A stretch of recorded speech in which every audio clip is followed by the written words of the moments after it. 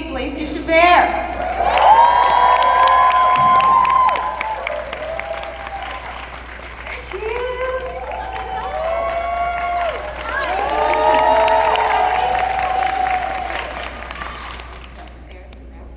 Kimberly J. Brown.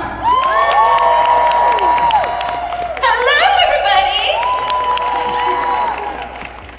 Daniel Koontz.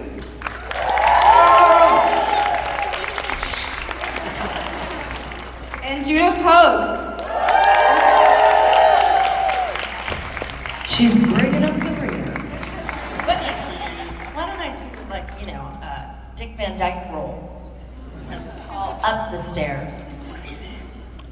Love it. Hi. Hey, guys. Hi, Tori. Yes, this is so fun because this is a fun little mashup thing. If you guys don't know Love a what the good connection mashup. is here, these two are really close friends. Yes. I'd love if you can explain how you guys met, the whole. I was going to say thank you for letting me crash your panel. Oh, Please, we're anytime. More than honored. Yes. I feel like I Honored. crashed a little bit. But yeah, we have been friends since we were kid actors in New York City in the early 90s, forever ago. We would audition together in commercials, and then we were in Les Miserables together for a period of time. And Kim is just one of my dearest friends and the best human around, and a dear friend of my whole family, actually. Yeah. Aw. So sweet. She was in our wedding last Yeah, year. she was and beautiful. Judith did us the honor of flying cross country to come to our wedding. Are you So kidding it me? was, yeah. I was like, that invitation better be in the mail. Come on. Love it. Well, of course we're here to celebrate all things 90s. So I would love to know that one 90s thing that you just still cherish to this day. Music, I think is the first thing Yes. that. Yeah. And the clothes now, because they're coming back, because all the kids are wearing all of the 90s clothes. I'm like, I did that first. I did that first. You're like thinking about it. I can see it. Yeah, I don't know. I feel like 90s in New York was really cool. There was like great street fashion and music and that. Yeah, I just think like the East Village in the 90s. Awesome crime rate they had. That awesome crime rate. The filthy city. It was amazing. I mean, I remember just my first Walkman, and that was Oh. amazing. Like CDs came out, and we had a whole collection. I had to explain to my daughter the other day what a CD was. She was like, "What is this?" She found some CDs in her house. She's like, "What's this? What's this do?" I'm like, "Oh my And then I goodness." cried. Yeah. Yeah. So vintage now. It's crazy. Yeah. Lacey, we're so happy you're here on the stage with us because I know a bunch of fans were looking forward to the Party of Five reunion, but we're making it work. And you got to reunite with Scott recently on a Hallmark film. You played Sid once again. What was that like for you? Oh, he's just the best. We had the best time filming A Merry Scottish Christmas, and it was so nice that, it's so wild. It's like it had been 30 years, I think, since Party of Five had premiered, and it was our first moment on set together. It felt like no time had passed. When you spend 6 years of your life with a group of people, they become family. And so, we all keep in touch, and they just mean so much to me. And so to have that chance, that full circle moment, we were both there with our families, and our daughters were playing together, and it was just so, it was just really surreal and sweet that we had the chance to be together again. And I hope we get to do more movies together. And I love Nev so much, and I was so bummed that they weren't able to be here, I know they were too, but, their schedules change as things do happen. But they're just forever a really special part of my family, an extended family. It's beautiful. I love that so much, and I'm sure they do too. For my Halloweentown peeps up here, I'm curious for you, do you guys feel pressure to celebrate Halloween a certain way because you've done these films? Do you have to go really hard? She points at me. You act like I Oh, a lot of every pressure, huh? year or something. Like it's not an event. I wouldn't say pressure. I've truly loved Halloween since I was a kid. I made my own costumes.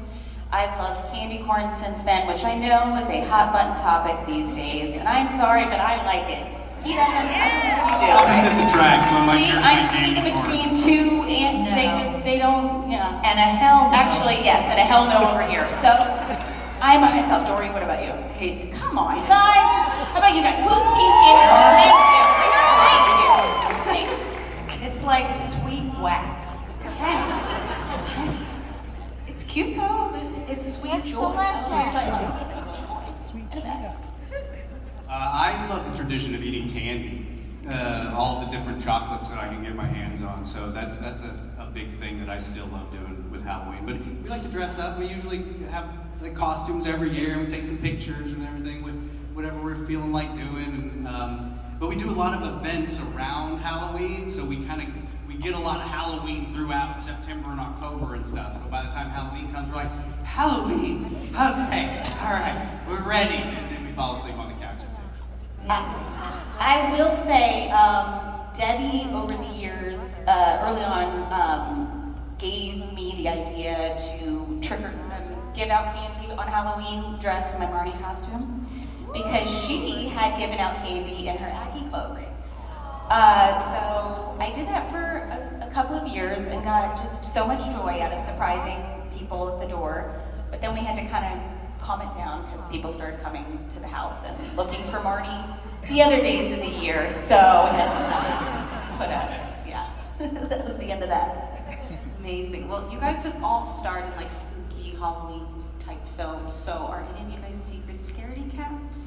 Oh, I hate horror. Total scary. I'm a no. I'm a hell no. I don't know, does this happen to you?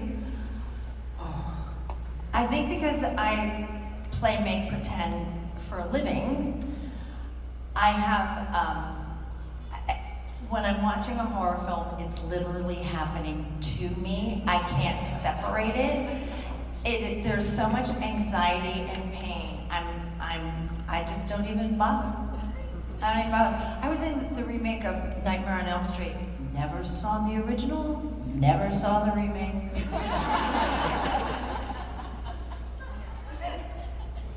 Get it? I think people could assume my answer. I spend my time making Christmas and Halloween movies. I appreciate the artistry of those kinds of movies, but I'm a big scaredy cat too. I tried watching a lot of scary movies when I was young, and I should not have done that, I think. I wanted to watch Lost Boys really bad, if anybody remembers the Lost Boys. But I think I was like 7 or something when it came out. My parents were like, no. Well, my grandparents were like, we don't really care. We're your grandparents. Do whatever you want. So as a 7-year-old, I watched Lost Boys. And that kind of changed my opinion of horror movies, because I had nightmares of vampires for probably all the way until about last week because of Lost Boys. I'm like, if I ever see Kiefer Sutherland, I'm gonna be like, oh my god. So I tried. Ooh, here's rough. Yeah, you have to do what's best for you, so set those limits. Oh my goodness. Okay, so Lacey, obviously you were Eliza Thornberry, huge deal. Did you ever want to have Eliza's power of just being able to, okay. Yes, I love animals so much. I loved being a part of that show because I thought it was so sweet. It was educational. You know, the family dynamics were so relatable. And it was that little bit of magic where she could talk to animals. And it was such a special show for me to do. I mean, when I first started the show, it was really my own voice. I think I was maybe 13 when the show started. But then as the show went on and I got older and my voice started to change, I started to have to kind of do a voice. And people are always surprised when they found out that I did the voice. I posted something on Instagram a few months ago or last year, and people are like, oh my gosh, I didn't realize that you were Eliza. And it's been really fun to introduce the show too to my daughter now. You know. Can you still do it? Or is that too much pressure right now? We put you on the spotlight. Put me on the spot. But let me see. I mean, it's like, hi, I'm Eliza Thornberry. It's such a fun show, and you know, if we ever had the chance to do it again, that would be awesome. My kids love that show. Really? Yeah. That's so nice. Thank you. It was a wonderful cast, wonderful director. It was just a very special time where a lot of the times we would record together, and it's such a special experience. And I have very fond memories from the show. and obviously this wasn't the only character you voiced in the 90s. You did make Griffin on Family Guy. Do you ever wish you stuck with it, or are you just like, you know what, this was the right call, right time? I was 15. I was on Party of Five at the time. I was in school. My parents were with me, and it was just the right decision at the time. So you can't look back. Okay, well, for the Halloweentown peeps up here, I have to ask you because, you know, there's been talks of maybe doing a 5th film. I know there's been some ideas, but where are you guys on that? Where do you stand? What are your hopes? We would love to do another one. And Disney asked me a few years ago if I would be down to do another one, which we said yes. And so basically the ball is in their court.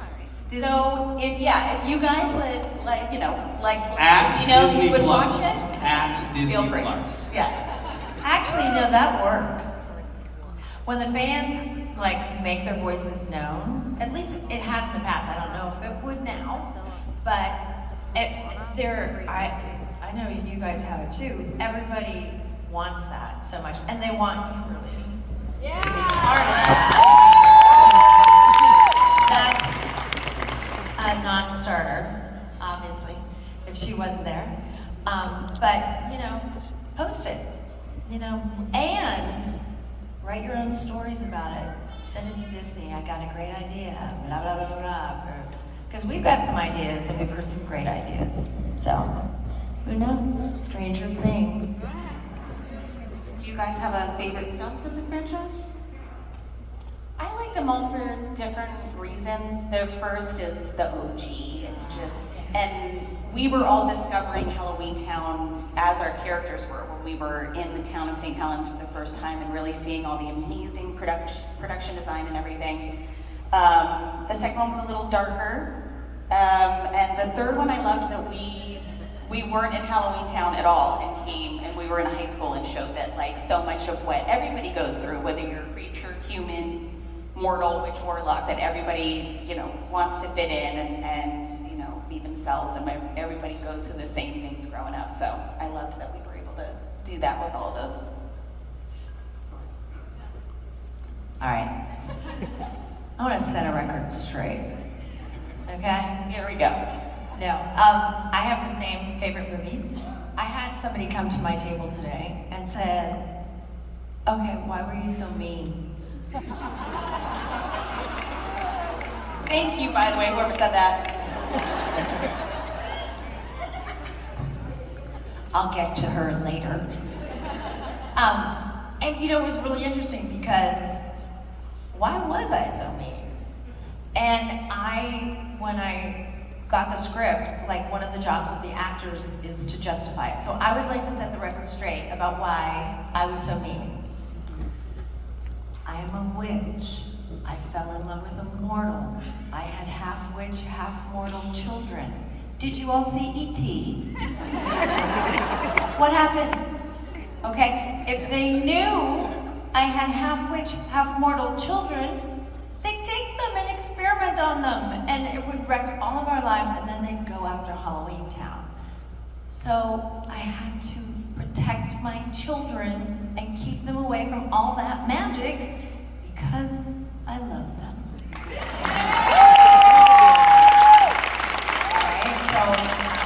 But it was interesting because it was not justified in the script at all. And I part of the job of the actor is to fill in those blanks that they didn't write, forgot to write, cut out, who knows? But that was why. So, because I loved you so bad. Oh my God, I still do. Protective mama. Oh, well, don't come after my children. That's all I'm gonna say. I think they're all great. I'm a little partial to the second one. Maybe it's a little darker. And the second one was actually directed by a horror film director, Mary Lambert, who did Pet Sematary and Pet Sematary 2. So she wanted to push the envelope even more and make it darker. And producers were like, "This is a Disney Channel. We're a family channel. Yeah, we can't do that." "No, it'll be amazing." No, we're not doing that. So I'm a little partial to the second one. That's fair. Yeah. Well, you all have projects that, fans can go back to, rewatch over and over again, that are a source of comfort, they hold these dear. So what does it mean to you to have like something like that, like in your career? I mean, I feel really honored. I always say, like, you turn on your TV, there are so many options of what you can watch. The fact that you choose to stay and watch a movie that I'm in, like, it's a real privilege. I don't take it lightly, and I feel really honored that you welcome us, especially with the movies I've done with Hallmark, into your homes. And, and I always love the chance to be at these conventions because it's so nice to be one-on-one and to hear your stories. And I can't tell you how heart-filling it is for me to hear how the movies mean something to you, or how they've helped you through a hard time, or brought your family together. Like, thank you for sharing those stories with me because it is the biggest reason I enjoy doing what I do. And I just, it means so much. So to have had, I mean, there's a day that goes by I'm not grateful that I'm able to make a living doing what I love and being able to tell stories. And it's so fun when I'm able to hopefully create a character that you can see yourselves in. And especially the stories that I tell with Hallmark, it's like characters at crossroads in life and life events and milestones and things that are just a lot of times stuff that we all go through. And it's so nice when you let me know that you related to it. So, I don't know, I hope to always bring a little bit of joy into your house.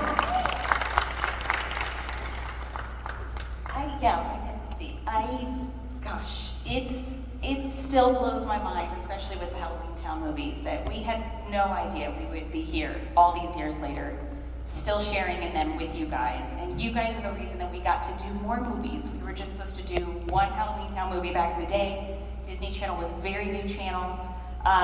So it's really due in such large part to all of you guys and the love and the life that you've given it over the years. And getting to hear, all of your stories over the years, and certainly how, meeting you guys that you watched it when you were young and then introduce it to your kids and those sorts of things. We meet like 3 generations of families that come up and have watched it over all these years. It's the biggest honor. Like, been acting since I was a kid.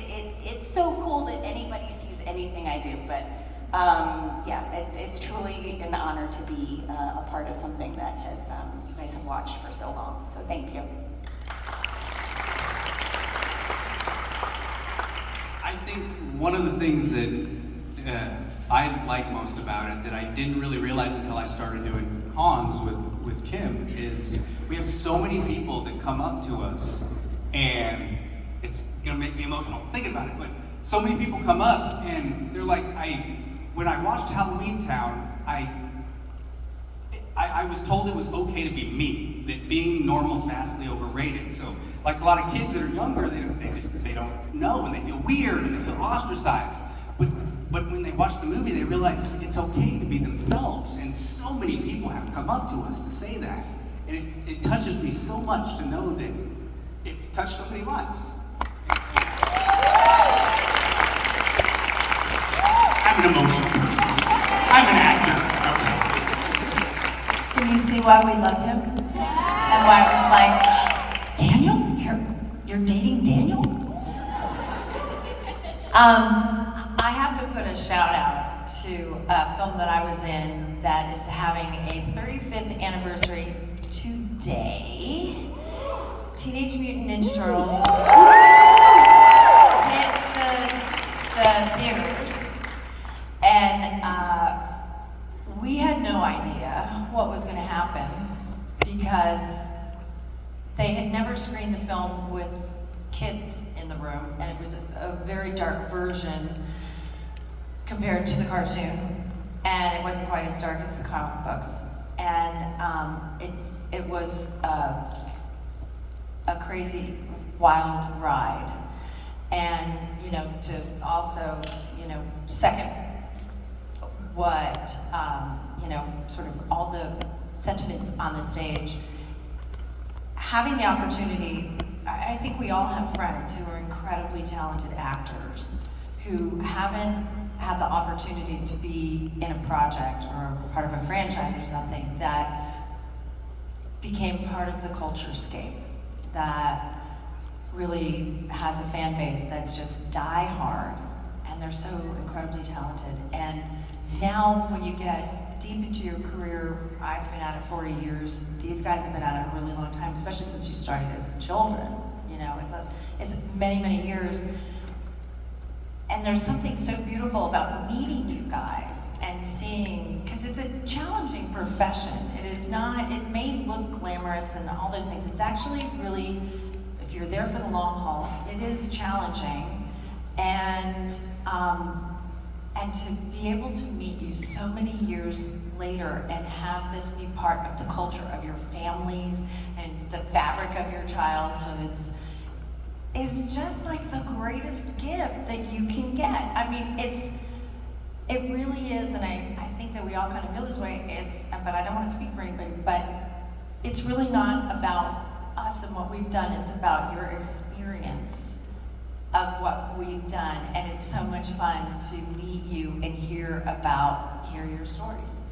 And it's an honor, and Lacey, I'm with you. I do not take this lightly at all. I feel like it's one of the greatest gifts that I've got.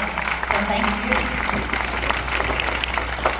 Amazing. Well, I'd love to open it up to the fans, but before we do, I would love to know, what is something that you have from any of your projects within your home state that you took from set? Like, where's the burn book? Who has that? Gosh, I wish I had the burn book. Here's the thing, when you're in the middle of a project, in the middle of doing, you don't have any idea that this many years later, you'd all come up and be quoting Mean Girls lines. If I could tell you how many times I wrote that so fetch on pictures this weekend. But I do, from Mean Girls, I have one of the dresses that I wore. So I have that, and then from Party of Five, I have this freestanding mirror that was in Julia and Claudia's room, and I have my violin chair too. Yeah, and I actually just found my childhood violin from that time. I just had it restored, and my daughter's gonna learn to play, so I'm really excited. I have some different, okay, you know what? She has Start everything. with I me. think she took everything off the set. She let you know this is restaurant.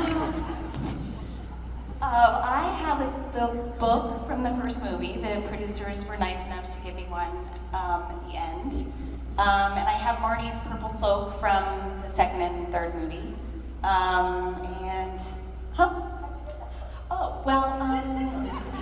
The late, great, amazing Debbie Reynolds. That cloak was made for me, and so she just kind of kept going up to different producers and going, "Hey, just let her take it home. Just let her take it home." And so by the end, she was like, "Just take it." So, it was awesome. And I have the bat from the first movie. Calabar's assistant, and that pops up and says, "Is somebody here to see you, boss?" or something. I have that puppet somewhere still sealed. So what did you get? Some ears. Not even your ears. Yeah, she has Luke's ears. What? I got my mask from the second film, and my treasured possession are my teeth, and they are like, orthodontal grade, Your monster. amazing Just to teeth, clarify. and they are horrifying, and you can wear them anywhere, and they look like your teeth, and they've gotten a lot of use over the years. They really have. Daniel, what did you get? I know what I tried to get. So I heard Debbie went up to the producers and said, "Hey, let Kimberly have the cloak." So I'm like, "Great, I'll go up to the producers and say, give me the jacket." Because the jacket was awesome. It was just a super cool black leather jacket. So I go up to Peter, one of the producers, and I'm like, "Hey, Peter, at the end, can I have this jacket?" Peter goes, "No." And I was like, "Great."